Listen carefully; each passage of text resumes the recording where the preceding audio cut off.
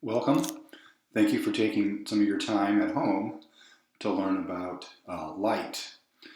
And really, the purpose of this is to make you wonder about light and should hopefully allow those CK12 problems to make more sense and just be put into context.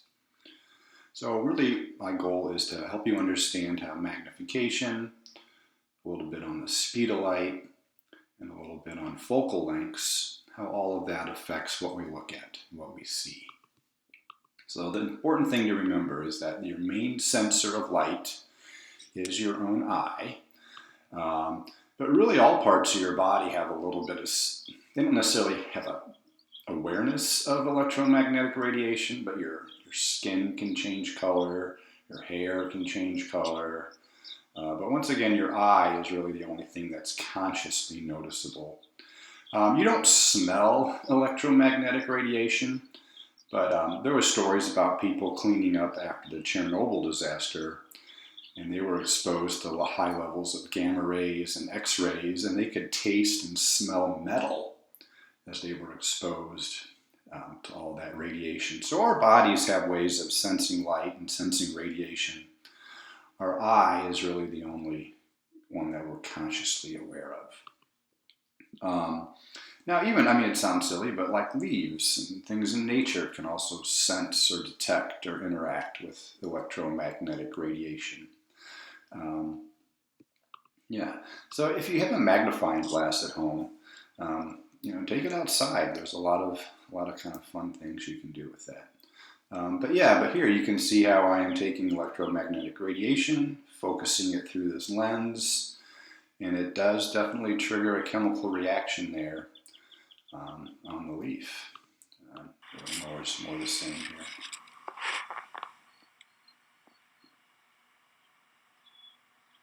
Yeah, you can get that beam of light from the sun to focus on a certain place, and it can trigger a chemical reaction to happen. Obviously, light enters our eye, so part of what we'll look at is just how our eye and how the light moves through this lens on your eye to help you see things.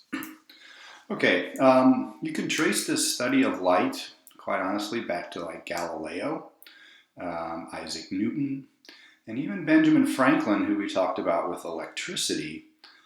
He still had a lot to do with our study of light.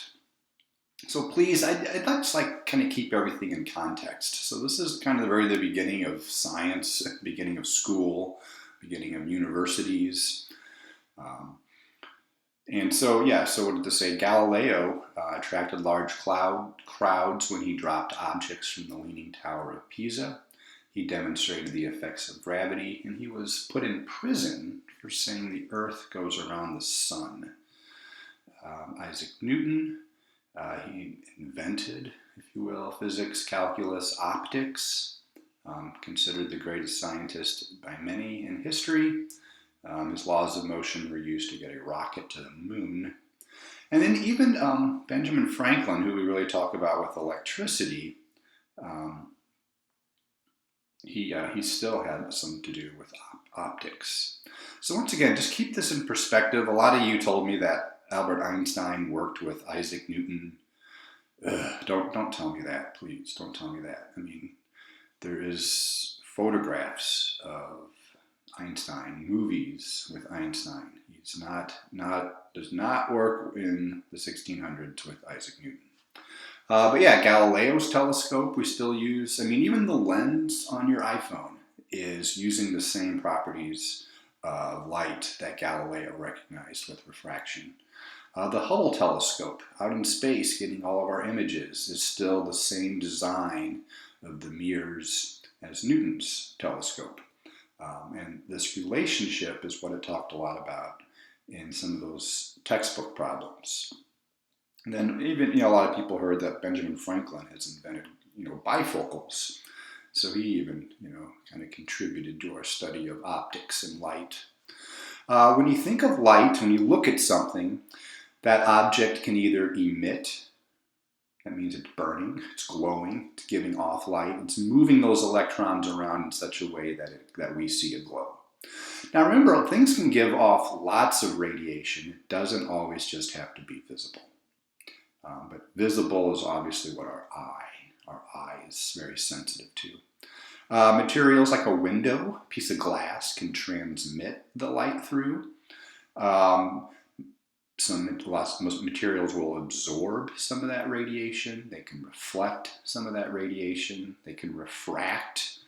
That's where it moves through a lens and it changes the way it distorts the image. That's a good way to think of refraction. Or diffraction is when you get such distortion that you get a rainbow. You start to see a full color.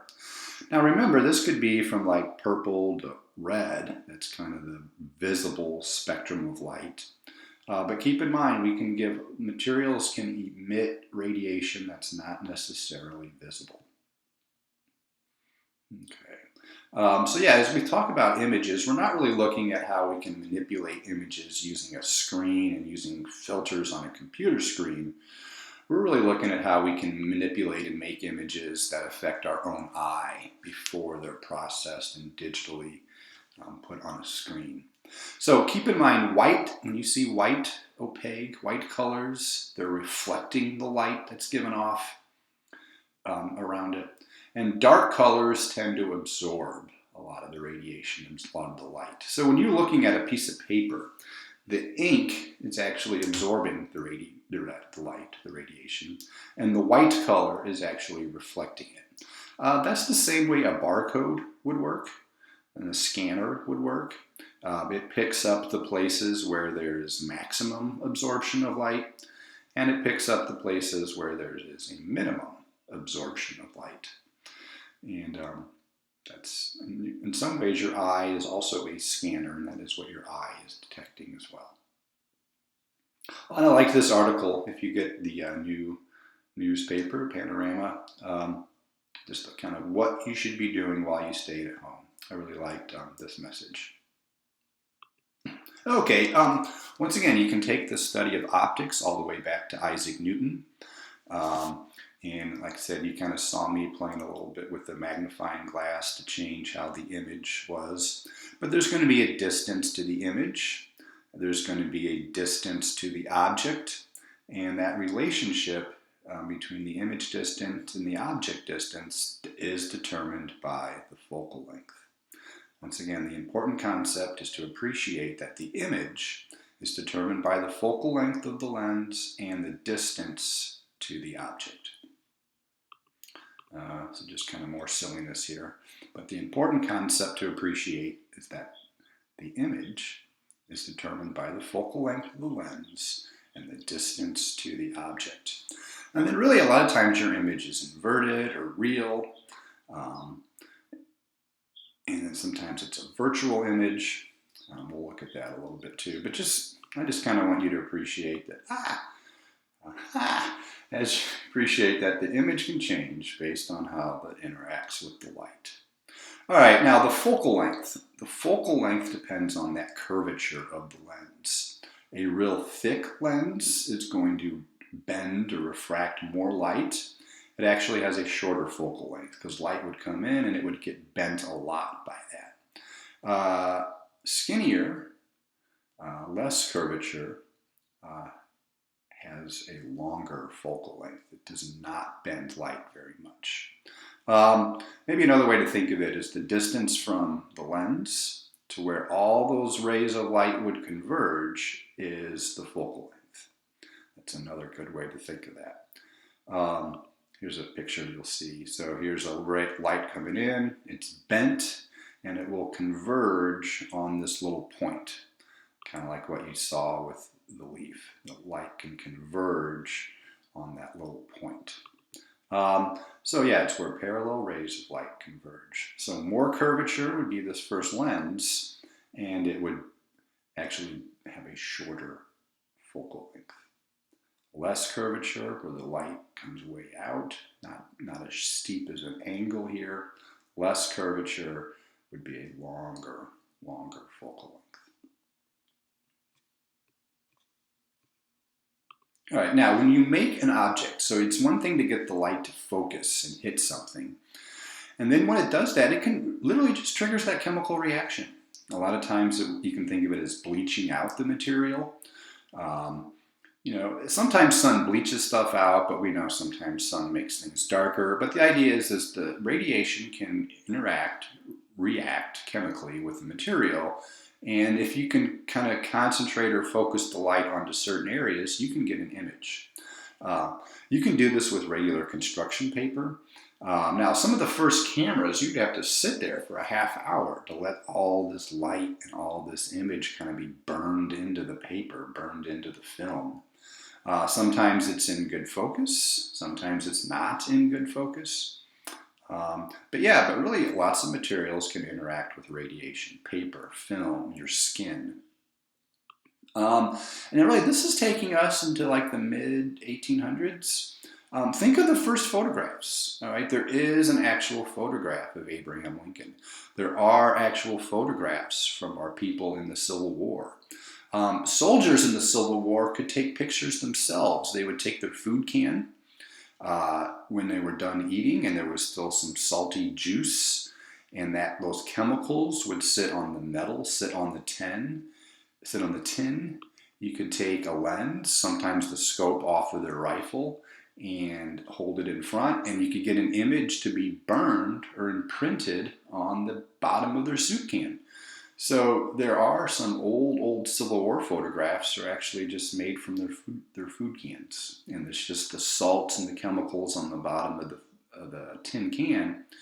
And then you focus or get light to focus on the back of that, it would literally burn or imprint an image.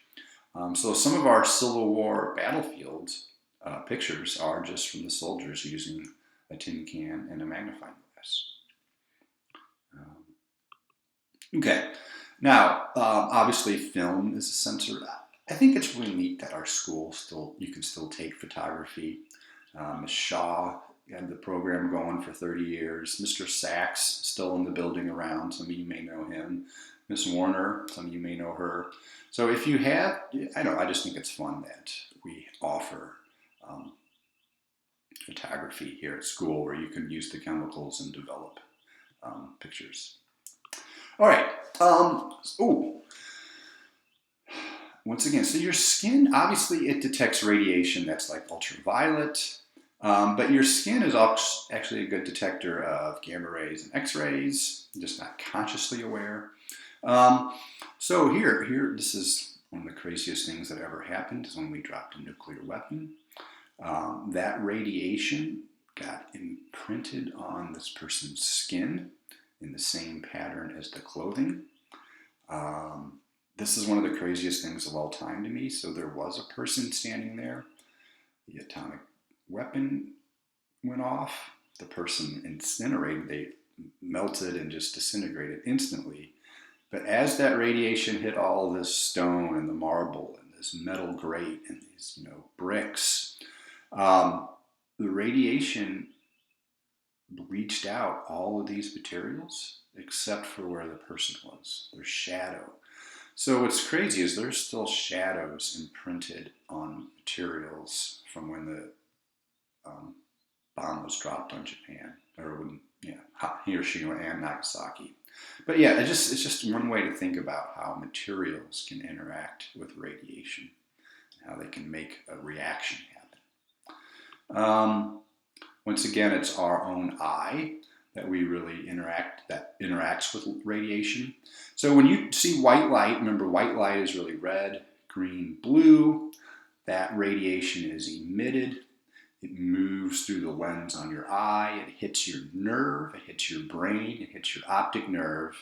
And then that's what triggers that sensation for us to see white light.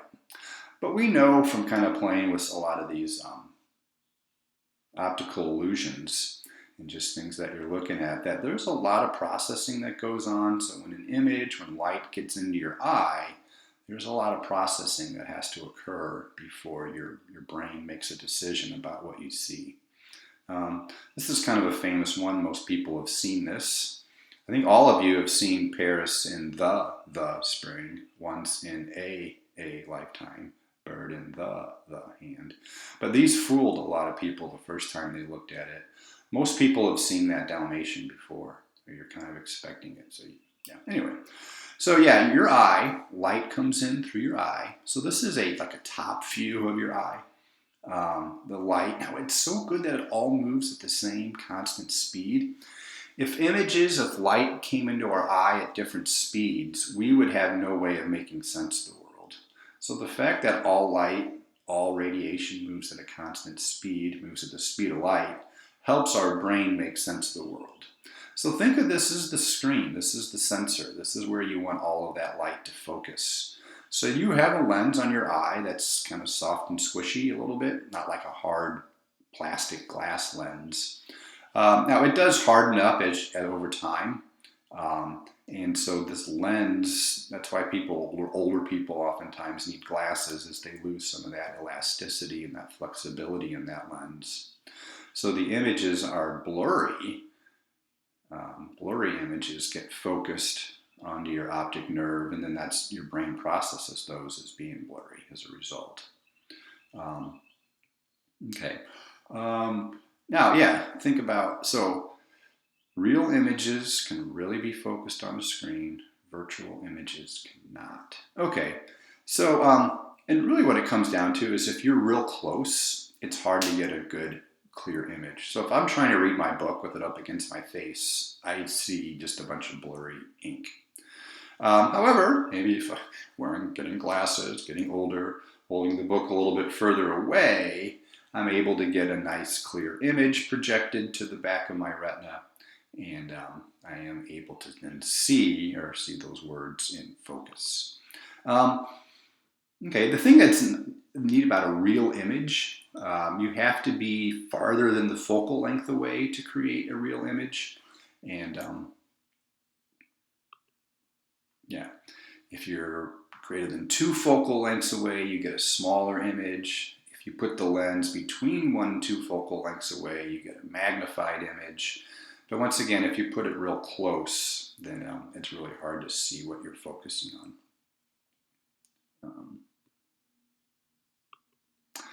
Okay, now we kind of mentioned a little bit, and this kind of takes us into the early part of the 1900s. But we'll start looking at how different materials detect how much radiation what are their maximum absorptions of radiation, what are their minimum absorptions of radiation. And that's really kind of how sensors and scanners actually work. They kind of detect how much radiation of each color, of each wavelength is coming in. We'll spend some more time looking at that, those sensors and some of those modern materials. Okay, yeah, so just a little introduction to some of those modern materials. Even if you are using your iPhone or your camera phone or your camera on your computer, it still moves through a convex lens, and you still have to get that light to focus. So taking a digital photo depends upon the light moving through a convex lens, focusing, and instead of hitting like a piece of paper or film, it hits the sensor. It's a sensor. Data from the sensor is used to create an image. Most images on screens use a backlight and rotating pixels that refract the backlight. The manner in which these pixels rotate depends on the code of on-off signals. So in other words, what your iPhone, it's weird to think about, but it's made of like metals and, composite materials. And so part of what we'll start looking at as this history of physics progresses is how can we take this, basically all we need is just an on-off signal. Is it absorbing light, reflecting light, absorbing light, reflecting light? If we can get something to wiggle, kind of move on-off, and remember how it wiggled and moved on-off. And that's really what a transistor is. And that's how we can start sending messages and start remembering, recalling, and saving images. But more on that later. But thank you for all your time. I hope you appreciated a few more optical illusions, and maybe this motivated you to go outside and play with your magnifying glass.